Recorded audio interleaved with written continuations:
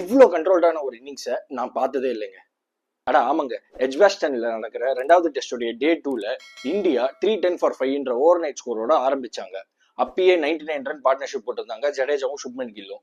And அந்த பார்ட்னர்ஷிப்பை 203 வரைக்கும் கொண்டு போய் எக்ஸ்ட்ராடினரி பேட்டிங் டிஸ்பிளே காட்டினாங்க ரெண்டு பேருமே. டே 2ல பேட்டிங் ஆட ஆட சுப்மன் கில் ரெக்கார்டுக்கு மேல ரெக்கார்டா உடச்சுக்கிட்டே இருந்தாருங்க.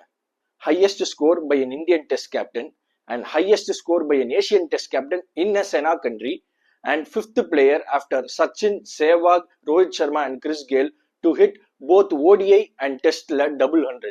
இப்படி பல ரெக்கார்டை சுப்மன் கில் உடச்சி தள்ளிட்டு போயிட்டே இருந்தாரு. ஒரு பக்கம் சுப்மன் கில் அவருடைய மேக்னிஃபிசன்ட் 269 கன்ஸ்ட்ரக்ட் பண்ணிட்டு இருக்கும்போது எதிர் சைட்ல ஜடேஜா சைலண்டா ஒரு underrated gem of a knock ஆடிட்டு இருந்தாரு. அவருடைய 89 வாஸ் ஜஸ்ட் பியூர் கிளாஸ். நான் அவர் 100 அடிப்பாருன்னு எதிர்பார்த்தேன், ஏன்னா he deserved that 100. ஜடேஜா போனா கூட வாஷிங்டன் சுந்தர் உள்ள வந்து நல்ல ஸ்டெபிலிட்டி ப்ரொவைட் பண்ணி ஒரு 40 ரன் அடிக்கிறாரு. அதுக்கப்புறம் கில்லும் கொஞ்ச நேரத்துல அவுட் ஆயிடுறாரு. இந்தியா 587 ஸ்கோரோட முடிக்கிறாங்க. ஸோ டே 2 முடிகிறதுக்கு இன்னும் 20 ஓவர் இருக்கிற நிலைமையில இங்கிலாந்து பேட்டிங் வராங்க. பும்ரா இல்லாததுனால ஆகாஷ் தீப்பும் சிராஜும் தான் நியூ பால்ல ஸ்டார்ட் பண்றாங்க. ஓவர் ஆகாஷ் தீப் போடுறாரு, 13 ரன் அடிக்கிறாங்க.